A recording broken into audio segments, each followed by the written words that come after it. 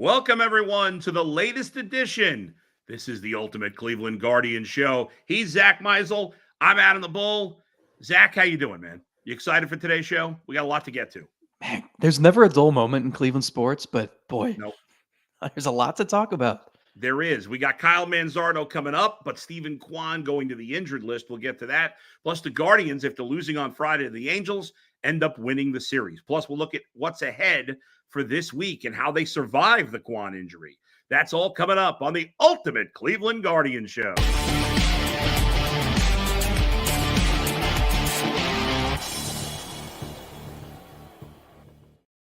Beautiful day in Cleveland yesterday, both weather-wise and on the field and the court. The Cavs win to move to the second round, their first series victory without LeBron in 31 years. Zach, how old were you, by the way, before we get to the Guardians here? The last time they went without LeBron, 93. So it would have been May of 93 or April of 93. 3 years old. So I was, wearing my little size 4 Brad Doherty jersey and dunking on a mini hoop. That's right. Well, there you go. So it's been a while. I mean, for people like you've never seen it that you can recall. So congratulations to the Cavs. More on that and plenty other places, including the Ultimate Cleveland Sports Show. But we're here to talk Guardians for the next 30 roughly minutes. 30 roughly minutes? That makes no sense. That's inappropriate. But we'll keep it going here. Zach, let's start off the field because we'll get to the series win over the Angels and the pitching doing well the last couple of days. But let's start off the field because I've been screaming and yelling. You're not a screamer and yeller, but you've been asking for Kyle Manzardo to come up. The fans have wanted him up. And Kyle Manzardo is getting the call. It's going to happen today. I don't think it's been officially done yet, but it will happen at some point today. Unfortunately, the reason he's coming up, it shouldn't be the reason he's coming up, but unfortunately, it's because Steve Kwan is going on the injured list. So let's start with that. Before we get to the news we've all been waiting for, we got to go to the Kwan news because it may get a little lost here, but Steve Kwan has arguably been the most important player on the Guardians. He's certainly in the top 3 or 4 at the very least. He's been sensational since coming to the big leagues, but in particular this year, he's gotten on base on an excellent clip. He's been so productive. How big a loss is this for Kwan, and how long do you think he's going to be out for? I would say he is the team MVP thus far. I mean, who else is in the conversson? Josh Naylor and I'd say the competition is Naylor, Kwan, and maybe Clase.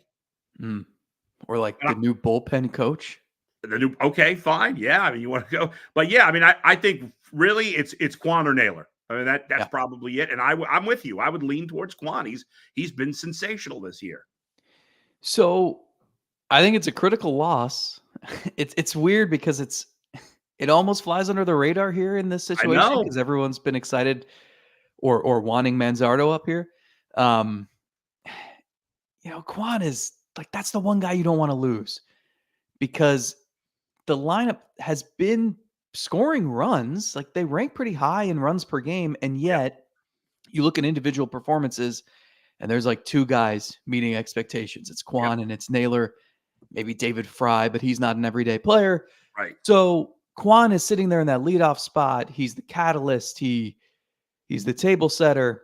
And the reason why Jose Ramirez has so many RBIs and Josh Naylor has so many RBIs, even though those guys have gone through slumps, more Ramirez than Naylor, is because Kwan's always on base. Yep. He leads the American League in hits and batting average. I think he's like 4th in WAR. He's been awesome. And he's got this crazy streak going with no strikeouts because a few weeks ago I wrote about how he's striking out more than normal. So it's been like 70 plate appearances.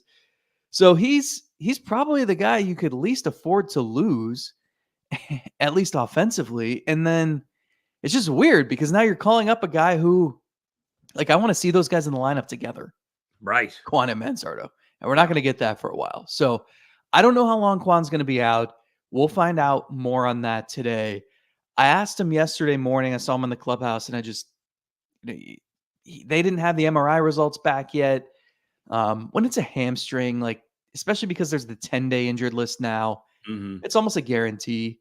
Yep. Because you have to get that back to 100%. You can't come back with it. You're still feeling it a little bit because just everything he does, he's going to feel it. So he said yesterday it hadn't gotten worse overnight, So I guess that's a good sign. But he was a little candid the night before, saying, it's not can't be optimistic about this. He referenced his past history with hamstring issues. So it's definitely a concern. I mean, I feel like you see guys who get a strained hamstring and you're out 6 weeks sometimes, and that would be a big loss. No doubt. And the thing about the muscles, like the hamstring, which is a huge muscle, um, a lot of times, even as an amateur, even as someone who plays softball with friends or whatever, and it doesn't matter that you're a professional athlete in a way, because you know that a lot of times you feel better, and it's almost like you have to still wait a couple of weeks, because once you pull a hamstring, you're more likely to pull it again. That's just whether you're, overweight like me or a great athlete like Steve Kwan, it doesn't matter. He could spend more time rehabbing. That's probably, that's going to be his whole life right now. But the reality is, as you said, I mean, his legs and his ability to run is a big part of his game, whether that's in left field or on the bases or at the plate. And so you're right. The Guardians are still 7th in runs per game. But you're talking about the guy who is 8th in the major leagues in getting on base. I mean, he's on a list with Mookie Betts and Shohei Ohtani and Juan Soto and Freddie Freeman. I mean, those are some names to be on a list with. I think there's only 11 guys in baseball right now getting on base at a 40% or better clip, and he's one of them. So to lose that guy, I mean, like, that was the one short thing in the lineup. Was we know who the leadoff hitter is. There's no question every day, if except for the rare off day, that Steve Kwan is going to be in the leadoff spot, and now they got to figure it out. It will not be easy. A slam dunk all-star, I think, if he was going to continue this, or No doubt. Continue at any rate close to that. Yeah. So yeah, and the leadoff spot is going to be weird now. Florial was a really interesting choice since he strikes out 40% of the time. Yep. Jimenez would make sense. Then Yes. Who's hitting second? I wonder if they would just bump everybody up. It's probably what I would do, and hey, stick Manzardo 4th, I guess. But it was important to see Ramirez and Naylor hit home runs Sunday, and especially for Ramirez, who's been scuffling so much, looking uncharacteristically lost at the plate at times. They need those guys. They're gonna have to carry the lineup now, and you're gonna have to do it. Yeah. With power too, because you're not always going to have that guy in front of you on base, like has been the case for the first 6 weeks of the season. And before we get to Manzardo, I'm going to give you a crazy guy to bat leadoff. And when you first hear the name, you're going to be like, what? That doesn't make any sense. But I don't know. You're a smart guy. You're an outside the box thinker there, Zach. Austin Hedges? Even I'm not that crazy. But he plays the same position. David Fry. He's great at getting on base, right? Or at least he's been that way. I mean, he's getting on base almost half the time. He draws a lot of walks. He's not, you traditionally want a guy who's a pretty good base runner or whatever, but that's kind of gone away. And for a catcher, he's not a typical catcher in terms of running on the bases. I actually, and it may be a thing where, obviously he's not going to play every day, so you can't have him there. But it was something I would consider, because he's been so good at getting on base this year. And it's not like he's a big-time power hitter that you want him in the middle of the lineup. He's just been really productive at getting on base. So crazy, or you buy it into that, at least occasionally? So I think there's going to be more opportunities for him with Quan out. I mean, there will be for everybody. But he's certainly earned more at-bats against righties. He doesn't need to be a strict platoon guy at this point, or at least you can find out if he needs to be. I don't hate it. He's done nothing this season but hit and draw walks. So why not? I mean, could you go Jimenez 1, Fry 2? Yeah, sure. I mean, I think Jimenez, first glance, I think he's the guy that makes the most sense. Florial doesn't make any sense. I don't know what that was about, but yeah. So we'll see what they do. All right. Now let's talk about the good news, at least. And that's the guy we've all wanted to come up. He's been absolutely on fire in Columbus at AAA. Kyle Manzardo, the Guardians' top prospect, who they got in the Aaron Savale trade last year, is coming up to the big leagues. What was I don't know, when you were in the locker room yesterday, was there talk about him coming up already? Not yet. So what's your thoughts, your initial thoughts on him finally getting the call? Yeah, well, I know how you feel. Well, Well, I'm pissed. I'll say it right now. Yeah. I'm pissed because when you bring him up when Quan gets hurt, you're admitting he's been ready. Like he didn't just get ready in the last few days. So I don't understand why it took an injury to your best or second best offensive player right now to call up the guy who's your best offensive player in the minors. And I know it's never a guarantee just because he's red hot in AAA. I referenced it last week. I'll say it again. Jackson Holiday, best prospect, red hot at AAA, went to the majors and stunk. And the same thing could happen to Manzardo. It's entirely possible. But they're admitting that he's ready by calling him up. If they really had nobody that they could send down or DFA, then I would maybe buy it. Like Baltimore, for example, right now, like they have what's his name, Kobe Mayo, and they just feel like they can't call him up because they don't have the at bats for him because their lineup is loaded. I get it, but that's not the case with the Guardians, and that's why I'm ticked off. I'm happy he's up, but I'm ticked off that it took this long and that this is the only reason he's up, and that annoys me. Yeah. So it's weird because usually I feel like we're yelling about this in June. And last year with Bo Naylor, it was like mid-June, and we're like, this is 6 weeks overdue. Yeah. So it almost feels early to be talking about this in early May, but that's not an excuse. Nope. You're right. I mean, he needed it. If you wanted to argue that he needed to start at AAA this season, fine, because he was injured last season. I think that was affecting his play before the trade. He did come back at the end of the year, looked the part, went to the Arizona Fall League, crushed it there, had an awesome spring training. There wasn't much left for him to prove. But if you wanted to say, hey, go to AAA, and also you gain an extra year of service time, I understand that. Fine. Send him to AAA for 3 weeks. But it's not like they couldn't find him at bats in the big leagues. Right. If that's going to cut into you learning about Estevan Florial or Ramon Laureano or Will Brennan or whoever, like those guys don't have the ceiling that Kyle Manzardo has. And those guys aren't going to go to AAA and produce like Kyle Manzardo has. So, yeah, I've been poking around on this for more than a week now, and the intel I got was that this never had anything to do with Manzardo. It had more to do with them trying to figure out what they had at the major league level, and and I'm not agreeing with this, but also the fact that they were winning, they felt like bought them time because they were still scoring runs. So, it wasn't like the offense. A lot of times it's this, we're so used to this team struggling to score runs in April and May, and then looking down below and saying, who can they call up to fix this? And that wasn't this situation here.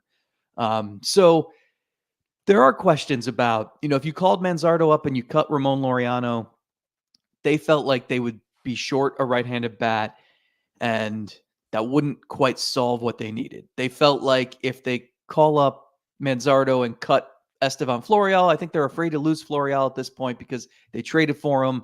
He's got some power, and they just want to see more of him. But like, you can still get some those guys some opportunities and bring up Manzardo. They had the DH spot open. They were rotating people through there. Now it's a moot point. Yeah. Quans' absence is going to open up every day at bats. You can stick Manzardo there. At DH, you can put Florial or Laureano in the outfield every day, and you get to see everybody. Yeah. Of course, it comes at a cost because you're losing one of your best hitters. So it's not an ideal situation for him to get called up. It's better than us having this conversation a month from now, because I think, that's the thing, is like, this was going to start to get really frustrating for everybody involved, because if Quan didn't get hurt, like, you were going to see more of Laureano and Florial for another few weeks. And I don't know how Manzardo would have came up here. Yeah. And I'll kind of let it go after this, but you don't have to. Yeah. Well, I mean, now he's up, so he's going to get his opportunity. And by the way, every time a guy like him comes up and does struggle, there's always the certain group of people that are like, see, I told you, or whatever. And I don't want to hear from those people. Rookies struggle sometimes. It happens. But sometimes you have to get it out of the way. Yes, exactly. I think there's some people that feel like, oh, if Kyle Manzardo struggled and had to go back to the minors, like, that's going to ruin his career. I don't know. Does anybody now think Jackson Holiday's not going to be a good player? I don't. So it's just crazy. But Jose Ramirez for 2 years, of course. And the frustrating thing is when the Guardians say, well, we're hitting, we're doing well, so we're not desperate. To me, that's the perfect time to bring him up. Now there's a little more pressure on him because you've lost one of your best hitters. Now we'll see if he's, maybe he doesn't feel that. I don't know I don't know him personally, but when the Indians or the Guardians were playing so well and the guys are hitting and your lineup's as best as it can be, that to me takes the pressure off the young guy. And so I thought that was the perfect time. I thought that Astro series, but we'll leave it for now. We're excited to see him at the plate. Hopefully he can stay somewhere. If he's close to as hot as he was at AAA when he comes up to the big leagues, that'll be great. I mean, I assume he'll be in the lineup every day. Do you think they maybe sit him against a real tough lefty, or are they going with him every day right now? Yeah, I could see them trying to ease him in against lefties, but I will say, Yeah. he's been hitting lefties really well at AAA too. And they made a note of that. Chris Antonetti even said yesterday, like, that's one of the things they've been most impressed by is that he's altered his approach. You see him, he's hit a couple home runs against lefties within the last week or so where he's taken it the other way too. Yeah. There's not a lot of holes in that offensive approach. No, and he will if the schedule holds. If no rainouts or whatever, he's the Guardians are expected to face righties the next 4 games. The next lefty they're scheduled to face is on Friday when they face the White Sox. Garrett Crochet is pitching that day, so he's a lefty. So we'll see. But 4 games between now and then. All right, we got to talk about what the Guardians did on the field. We'll do that in just a minute. But first, let's do this. Folks, I really need to talk to you about the Game Time app. If you're not using the Game Time app, I'm not sure what you're doing, honestly. I had a buddy that told me recently that he was trying to get Bruce Springsteen tickets for a concert in the New York, New Jersey area about a year ago, roughly. And the tickets were hundreds and hundreds of dollars. If you want to go see a superstar like Bruce Springsteen, or you want to go get playoff tickets or something like that for an NBA game, it's going to cost you a lot, but not with the Game Time app, because with the Game Time app, you can wait to the last minute, even the day of, and save up to 60% for sports, concerts, comedy, theater, everything. My friend ended up getting Bruce Springsteen tickets, good seats, for under $100. You can't beat Game Time. Download the Game Time app today. Don't wait another minute. Get it done. And if you use the code LOCKEDONNFL, that's LOCKEDONNFL, you'll get $20 off your first purchase with the Game Time app. Zach, let's get back to it here. The Guardians taking 2 of 3 from the Angels over the weekend, and they needed those games over Saturday and Sunday, because when they lost that game on Friday, they had dropped, 5 out of 7, 7 out of 9, I think.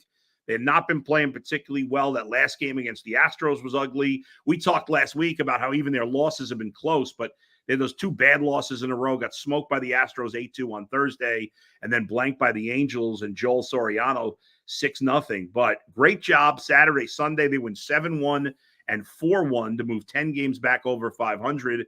And they got good starts from both Ben Lively and Carlos Carrasco. It felt like Carrasco was teetering, to me, on reaching the unpitchable level. I think after he gave up that run in the first inning yesterday, or was it the first inning that he gave up the run? I think the second inning. Okay. His ERA was up to 6, and then he pitched really well after that. So he's hanging in there as they, wait for some reinforcements. But that was big. Lively and Carrasco both did a nice job this weekend, and the bats came alive enough. Yeah, did you hear what you just said? Nice job by Ben Lively and Carlos Carrasco to help them get the series win. That is really impossible to believe that I'm saying that, but that is true. They did a nice job. I have heard from a bunch of people across the league over the last 2 weeks. Yeah. Who they'll shoot me a text and just say, "How are the Guardians 22-12? How are they doing this?" It's bewildering at times, but I do think, what they did over the weekend kind of reinforces what we talked about last week, where it's, who cares?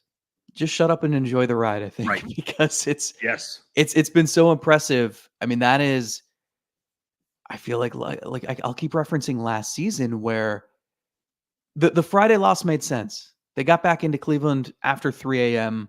I'm sure they were exhausted. Those were 6 grueling games in Atlanta and Houston, 4 extra inning games in a row. Yep. They all referenced how it felt like playoff atmospheres and, just a lot of like high stress innings. And so you come home, you're exhausted. They did kind of a show and go on Friday night where it's basically stroll into the ballpark, take BP if you want to, but you're all exhausted. Let's just go play. And they looked flat. Yep. And it's understandable. In the NBA, you call that a schedule loss. Mhm. So I think the important thing was they came back Saturday and Sunday and they won, and you didn't let the foot off the gas against a team that you should beat. Yeah. And especially at home. And it's just amazing that with Ben Lively and Carlos Carrasco, you can do that. And with an offense that's not functioning the way it should, you didn't have Quan for most of those 2 games. Naylor and Ramirez have been scuffling. So who are you going to turn to? So it was impressive to me. And I think the big thing, obviously you got 2 good starts, but the one constant throughout the season is the bullpen. Yes. And you can pick anyone who's been a member of this bullpen the entire season and look at their stats, and they're glistening. Like it's Stephen Vogt legitimately has 6 guys he can turn to whenever he needs, and they've gotten the job done. And I think it's so important because it takes the rotation needs to do more, but it also feels unfair to ask too much out of Carlos Carrasco, who's 37, or Ben Lively, who's been a journeyman his whole career. So it's important that the bullpen's been so reliable because you don't have to push guys. And you get 6 innings from Carrasco and you're thrilled. So it's been really impressive. I feel like they've squeezed everything they can out of the pitching staff so far, just because I just think this rotation is right now, the way it's set up, is that's not going to be the strength of your team. So if you can win games and if you can take 2 or 3 from the Angels after the travel and after the week they had, that was impressive. A lot about this team doesn't make sense, right? They don't. Right. A lot of the statistics don't look like, and on paper doesn't look like a team that should be 10 games over 500. And there were times we said that with Terry Francona too over the years, right? But Stephen Vogt's done a nice job. You're right. The bullpen's been great. Even Scott Barlow, who got off to a really bad start. If you take his overall stats for the season are now good, but if you take out that first week or 10 days, whatever it was that he struggled, he's been lights out since then. And obviously Cade Smith, who had that one bad appearance, has been fantastic. We know what Clase has been at the end. Heron, on and on. They've all done a good job, and they'll get reinforcements eventually. And they're going to need to be carried by the bullpen to some degree. It's nice that these guys went a little longer, but let's face it, the rotation's a question mark. The guy I trust the most probably is Bybee, and he's coming off a bad start. So, you're nervous about every starter, but they've done just enough. And as you said earlier, Quan and Naylor have been great. Everybody else in the lineup has either been okay or worse. Hopefully Bo Naylor can get going. He hit the grand slam over the weekend, and maybe that gets him going. And they need him because he was one of the guys you thought was a sure thing in this lineup, and he hasn't been. It's you look at it and say, how are they 7? You look at the individual player stats, and you're like, how are they 7th in runs scored? How are they doing this? But it'll be interesting to see if they, even though they did it Saturday, Sunday, if they can keep doing it offensively without Quan. Because he's, as we talked about at the beginning of the show, he's just so important to what they do. And they're going to need whoever ends up being in that leadoff spot, that whether it's Jimenez or whoever, to play really well, because losing Quan getting on base 40% of the time is painful. We spent so much time, especially earlier in the season, debating the schedule, if they were just beating up on bad teams. Right. And, they're 11-7 against winning teams. Yeah. And I would argue, the Astros are probably better than their record shows. But they've held their own and then some against the good teams. So then the question becomes, can they take care of, they get 4 games in Chicago this week against the White Sox. Can you win 3 or 4 against that team? Yes. At least. Better. Right. So it's the schedule, it doesn't get easy, but they have a road trip later in the month at the Angels, at the Rockies. Like that's got to be one where you win Oh, both yeah. of those series. I think they've done a nice job so far doing what they should do. Now they need to take advantage of the schedule where it's actually going to benefit them. They've Yeah. had a tough stretch here. And I by the think there's a way, real opportunity against some of those teams. It's not all easy. I mean, they have to right. go to Texas and face the Rangers, who are tough. You're going to finally get some AL Central games against the Tigers and the Twins, but there are points in the schedule here where, after the week they just had, that was the toughest road trip they should have all year. And now you get some series that should benefit them where even if the offense isn't perfect right now and it's not humming along, even if the rotation is a little shaky and more than a little shaky, you should be able to beat those teams still. And by the way, to a point you made last week, the Oakland A's, if you take out their games against the Guardians, are 16-12 against the rest of the league, which I don't understand either. And not just because they played poorly, just you look at them. I mean, again, I think there's something to be said that they now have like 3 or 4 serviceable major league starters. That means something. But I look at their lineup and I'm like, what, they got nobody. But they're 16-12 against everybody but the Guardians. So they're not that, they're not the Rockies or the A's. I mean, the Rockies or the Marlins or the White Sox right now. They're not that level. So you give them a little more credit for that. I agree with you on the Astros. They've been terrible, but they should be better. Maybe they won't be. Maybe this is, one of those weird teams. But you're right. They do have an advantageous schedule coming up. Although I'm really interested this week, Zach, as we head down the home stretch here of the show. I'm interested in this matchup, these 3 games at home against the Tigers. We got to talk about that to wrap things up in just a second. But first, wrong thing. Let's try this. Take 2. Let's talk about Monopoly Go. Everybody loves playing Monopoly Go. Who doesn't? It's a great way to bust your friend's chops and win some. Monopoly Go is the game that everybody's playing right now. Why not? It's a lot of fun. Unique stickers you can trade with your friends to complete albums for big prizes. Cool new playing pieces to travel the boards with. Hilarious emojis for taunting friends when you smash their building or heist their vaults. It's nice to steal from your friends. Go do it today. There's always something fun to discover in Monopoly Go. So get off the bench and go download it now free on Google Play or the App Store. It's Monopoly Go, game on. All right, there we go. And Zach playing the Tigers this week. 3-game series. You got McKenzie and Flaherty tonight.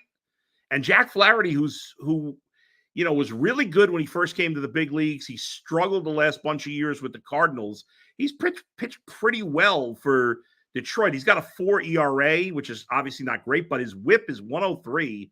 And he's got 50 strikeouts and only 5 walks in 36 innings. So I think he's probably been a little unlucky to have a 4 ERA. So I'm interested in that. Kenta Maeda, who got off to a bad start, but has pitched 2 great games in a row. Will face Logan Allen in the second game tomorrow. And then on Wednesday, you got Reese Olson, who's done a very nice job for Detroit. And the Guardians are missing the Tigers' best starter in Tarek Skubal, who's been just absolutely fantastic. He was again yesterday in a no decision. The Tigers are legit pitching-wise. I mean, their rotation is really good right now. And so it'll be a good test this week. Here's my question for you. Because all of a sudden the AL Central is the best division in baseball. We were just talking about this last week on the Mothership Show, Ultimate Cleveland Sports Show. It has been. I don't think it will be by the end of the year. I still think the American League East is better. However, it's way better than it's been. There's no doubt about it. I mean, the Twins obviously have won 11 of 12, something like that. Kansas City blew a game in the 9th and the 10th yesterday, and Detroit's hit the skids a little bit, but they're all pretty competitive teams. How would you rank those 4? I still think the Guardians are the best, but I'm nervous because the Quan injury really has me concerned. I had them the best before Quan. In terms of on paper, you asking me on paper how I would rank them, or just if I had to predict the order of standings right now? Yeah, I guess those are probably 2 different answers, right? Yeah, because on paper, I don't think the Guardians are the best team, but there's something about their chemistry that I really like. Mm-hmm. And they have more guys that, even though they're young, they do have more guys that have been to the postseason than like the Tigers and Royals do. And the Tigers and Royals haven't had to deal with the growing pains. Like the Guardians' young players, they dealt with it last year, and so now they can kind of move on. So I think it's very close. I think it will be competitive. I think there's a pretty good chance that all four teams will win between 80 and 89 games and be close. But if I had to pick the order of standings, even with the Kwan injury, I'd still pick the Guardians by a hair right now, and I didn't think that in the beginning of the season. With the Tigers second, the Twins third, and the Royals fourth. But I think it really could end up any way with those four teams. I don't think it's crazy. The Tigers are the one team I just don't have any feel for. I don't know how legitimate they are now. I like their pitching, I think. Yeah. Their offense, like Spencer Torkelson, is bizarre. Shocking. He's killing my fantasy team, Zach. He's got no home runs. None. Have you told him that? What's that? Have you told him? It might motivate him. But I'd love to speak to him. Yeah. I can't quite figure them out. I think the Twins are going to be fine. They'll be decent. I think they'll be battling with the Guardians. I think the Royals will fade at some point, but not into obscurity. They'll just be, slightly below 500 maybe. Yeah, but competitive, right. They're a weird team too. I mean, there's a lot of veterans on that team. They signed a ton of free agents over the offseason. So it's not like they have has been fantastic for them. Yeah. So they're weird though, because it's not like, you would think a team like them, it would be, all their young prospects are flourishing. No, it's really just they're kind of caught in the middle. They don't have a good farm system. No. They do have Bobby Witt, who's awesome. But so I still think they're fourth. I just don't know if the Tigers are closer to them or closer to contending for the division title. I think it's that. Yeah. Could the Tigers win 90 games if things break right? Or are they more of like a 79 and 83 team? I don't know. So I'm like you, I'm looking forward to the series. Right. I'm really looking forward to it because I'm buying into the Tigers pitching, but yes, I'm with you. And I have a lot of questions about their offense. They need Torkelson to be a big home run hitter. And it's amazing he doesn't have a home run on May 6th. He's the type of guy who could, hit 6 home runs in the next 10 days. And, we'll see. But anyway, maybe the Guardians will have the better young first baseman this week. That could be. That's true. We'll have the matchup of the young first basemen this week. All right, folks. Thanks to everybody for joining us. We appreciate it. I didn't get a chance to read any messages today, but we'll do it next time. Zach, great stuff as always. Have a good week. We'll see you next week. All right. We'll see you next Monday back at the normal time at 10 a.m. Where else but right here on the Ultimate Cleveland Guardian Show. We'll see you next time.